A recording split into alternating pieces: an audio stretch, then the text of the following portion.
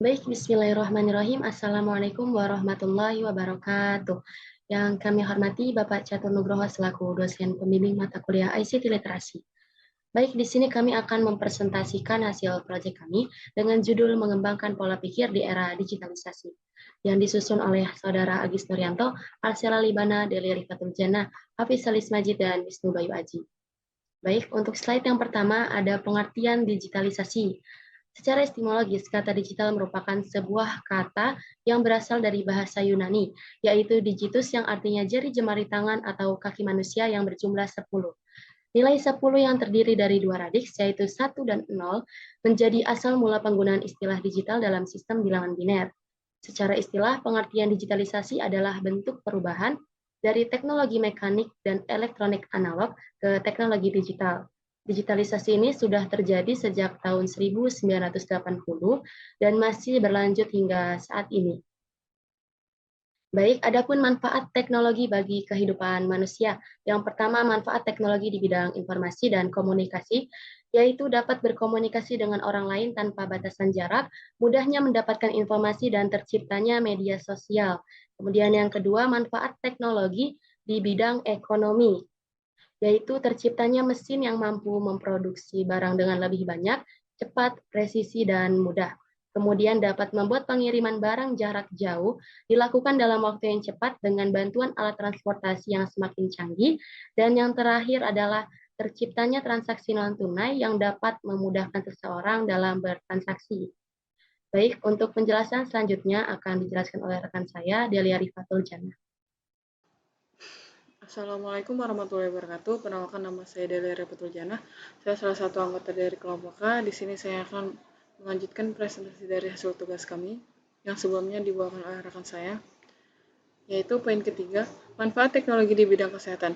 Memudahkan pasien dalam mengakses layanan kesehatan, mempersingkat waktu tunggu pasien dengan melakukan konsultasi secara online, memudahkan penyedia layanan kesehatan dalam menyiapkan data-data penting milik pasien seperti rekam medis dan data penting lainnya.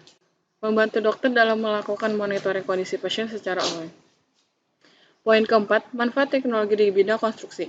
Mempermudah proyek konstruksi bangunan seperti rumah dan apartemen dengan teknologi yang lebih baik. Mempermudah serta mendukung pekerjaan manusia dalam pembuatan gedung fasilitas publik seperti perkantoran. Mempermudah pembangunan sarana transportasi seperti jalan raya, jembatan, dan kereta api, dan fasilitas publik lainnya. Poin kelima, manfaat teknologi di bidang pendidikan. Informasi yang dibutuhkan untuk kepentingan pendidikan semakin mudah dan cepat untuk diakses. Perkembangan inovasi dalam pembelajaran dengan adanya inovasi e-learning yang semakin memudahkan proses pendidikan. Berkembangnya kelas virtual atau kelas yang berbasis telekonferensi yang tidak mengharuskan sang pendidik dan peserta didik berada dalam suatu ruangan. Dan dampak buruk teknologi bagi kehidupan manusia. 1. Mudah tersebarnya informasi palsu. Kebanyakan informasi yang didapat dari internet tidak sepenuhnya dapat dipercaya. Terlebih lagi, jika belum ada pihak yang bisa menjamin keabsahan atau kebenaran informasi tersebut. Jika informasi yang didapat itu merupakan informasi palsu dan kemudian disebarkan secara luas, berarti dia telah melakukan pelanggaran hukum tentang penyebaran informasi palsu.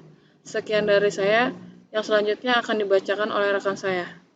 Wassalamualaikum warahmatullahi wabarakatuh. Halo, saya Wisnu. Di sini saya akan melanjutkan membacakan tentang dampak buruk teknologi bagi kehidupan manusia. Yang nomor 2, terjadinya industrialisasi. Industrialisasi yang dimaksud ini merupakan transformasi dari ekonomi berbasis pertanian atau sumber daya menuju ekonomi berbasis manufaktur massal. Jadi bisa dibilang seperti pembangunan yang merupakan salah satu penyebab terjadinya industrialisasi. Nah, dampak negatifnya antara lain ada polusi udara, polusi air, tanah, dan peningkatan emisi gas rumah kaca. Hingga punahnya spesies baik tanaman maupun hewan akibat eksploitasi. Nomor 3, sulitnya mendapatkan lapangan pekerjaan. Nah, di sini terjadi kesulitannya karena sedang munculnya tren yang disebut urbanisasi. Nah, kesulitannya dikarenakan banyaknya persaingan dengan orang lain yang sama-sama mencari pekerjaan di kota padat penduduk. Oke, poin nomor 4 adalah kecanduan gadget.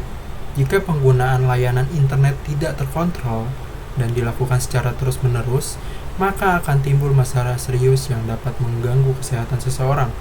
Seseorang yang sudah kecanduan internet maupun gadget akan jarang melakukan interaksi secara langsung dengan orang lain, yang dapat tentunya membuat kesehatan fisik maupun mentalnya menjadi terganggu. Bisa menimbulkan sikap antisosial, cenderung lebih pendiam, tidak peka dengan lingkungan sekitar, suka mengurung diri, dan tidak bisa membedakan kehidupan baik di sosial media maupun di dunia nyata. Oke, poin nomor 5, maraknya kasus cyberbullying dan cybercrime.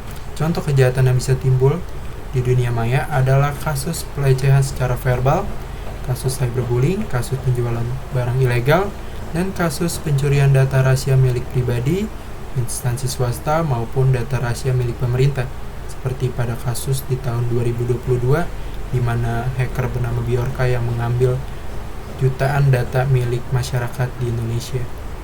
Oke, gimana sih cara untuk mengatasi permasalahan yang ditimbulkan oleh perkembangan teknologi? Mungkin salah satunya yang pertama, pastikan mempercayai informasi yang didapat dari sumber yang jelas. Dengan semakin mudahnya mengakses internet, tentunya semakin mudah pula informasi bisa kita dapatkan. Jika informasi itu berasal dari sumber yang tidak jelas atau kurang kita percaya, sebaiknya dihindari. 2. Mengurangi penggunaan teknologi secara berlebihan. Teknologi diciptakan untuk mempermudah pekerjaan manusia, tetapi ketika kemudahan yang diberikan itu membuat seseorang menjadi ketergantungan, maka dia merasa tidak bisa melakukan apa-apa lagi. Saat sesuatu yang dia butuhkan tidak bisa lagi digunakan. 3. Tidak mudah ikut terbawa dengan arus tren. Melihat sesuatu yang sedang trending, terkadang membuat seseorang ingin melakukan hal serupa, tanpa memikirkan apakah semua hal itu layak untuk ditiru. Dia lebih memilih untuk mengikuti zaman dibanding memilih hati nuraninya sendiri, yang tanpa disadari kalau dia sebenarnya telah diperbudak oleh zaman. 4. Memiliki pemikiran terbuka tentang perkembangan zaman. Ada masanya, teknologi yang digunakan orang dulu sudah tidak relevan lagi di zaman sekarang. Mengasah skill dan melatih kreativitas dengan memanfaatkan teknologi yang ada merupakan sebuah wujud dari pemikiran terbuka dari orang yang ingin beradaptasi dengan perkembangan zaman. Kesimpulan, perkembangan teknologi adalah hal yang tak terhindarkan. Begitu juga dengan dampak yang ditimbulkannya. Teknologi itu ibarat pisau bermata dua. Di satu sisi, perkembangan teknologi dapat mempermudah pekerjaan manusia. Dan di sisi lain, timbul permasalahan baru yang lebih kompleks.